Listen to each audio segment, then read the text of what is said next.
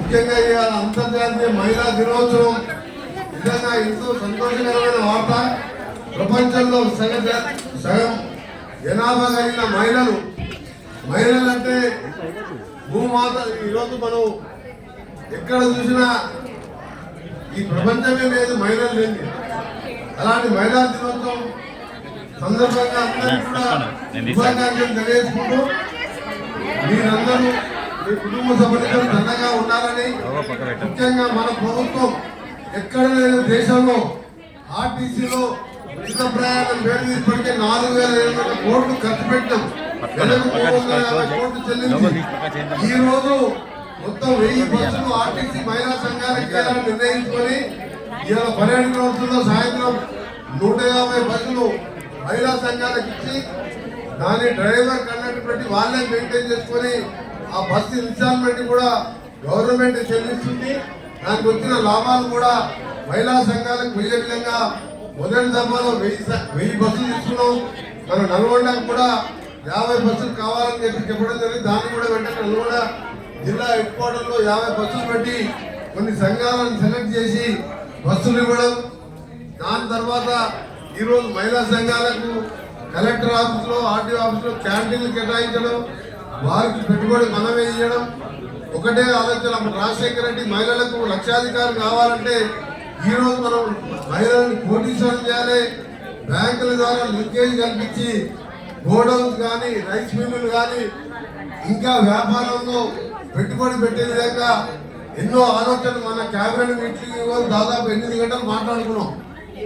ఎందుకంటే భర్తతో సమానంగా ఇంట్లో భార్య కూడా సంపాదన ఉంటే పిల్లల్ని కూడా బాగా చదివించడంతో పాటు ఈరోజు ఒక మనం ఏ దేశంలో చూడు ఒక భర్త కూడా జాబ్ చేయరు. పిల్లలు స్కూల్ పంపించి భార్య భర్త ఇద్దరు కూడా జాబ్ చేస్తారు.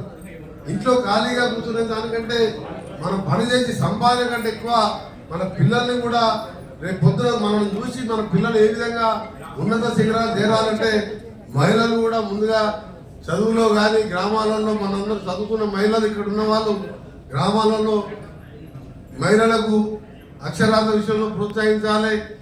నేను గతంలో మనం రాజశేఖర రెడ్డి గారు ముఖ్యమంత్రులు ఇక్కడ జొన్నలగడ్డ కూడా తిప్పటి మనం ఒక్క ఊరికి 10 కోట్ల రూపాయలు లోన్ ఇప్పించినాం.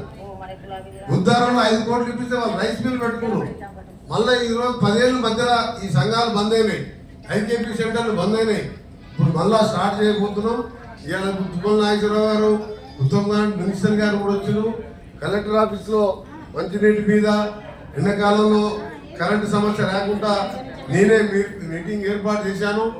రాష్ట్రంలో ఎంత బిజీగా ఉన్నా ఇక్కడ ఉన్న అక్కా చెల్లెళ్ళ ఆశీర్వాదంతోనే ఇవాళ మంత్రినైనా ఈ స్థాయిలో ఉన్నా మీ అందరి ఆశీర్వాదమే.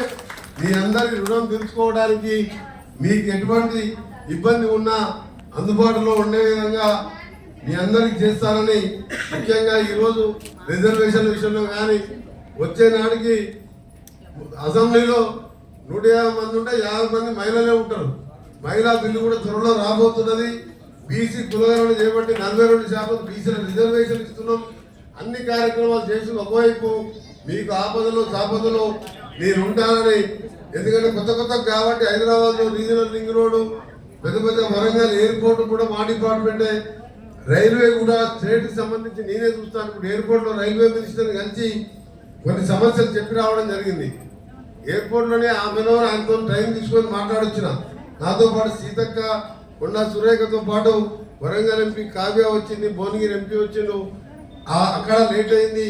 ఇప్పుడు రివ్యూ మన పాత 12 కాన్ఫరెన్స్ ఎమ్మెల్యేలను పిలిచి 3 మినిస్టర్లతో రివ్యూ పెట్టాం. కాబట్టి మీరు ఏమనుకోకుండా మీరు ఇక్కడ భోజనం ఏర్పాటు చేసిందని మన భోజనం రెడ్డి చెప్తే నాకు కూడా మీతో ఉండి భోజనం చేయాలన్నది. కానీ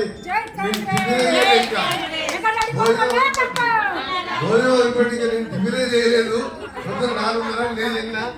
5 గంటల 6 గంటలకి వెళ్ళి వస్తూనే ఉంటారు. ఏదో కొన్ని పనులు అవుతున్నా కానీ కొంచెం సెట్ అయితే టైం పడుతుంది. తప్పకుండా ఏం లేదు.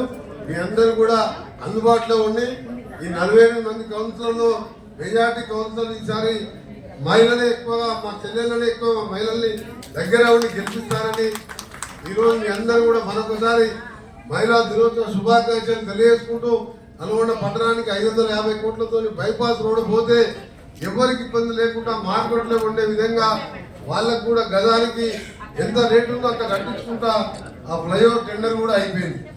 ఒక 2000 ఇల్లు దేవరకొండ రాజశేఖర చౌరస్తా ఎదురుగా ప్లాట్లో 50 ఎకరాలలో 2000 ఇల్లు కట్టించబోతున్నా. అది 2 నెలల్లో దాన్ని కాలనీ లేఅవుట్ చేపిస్తున్నా. 2000 ఇల్లు అంటే మామూలు 20,000 రూపాయల గతం ఉంటుంది. అదొక మోడల్ కాలనీ కట్టబోతున్నాను.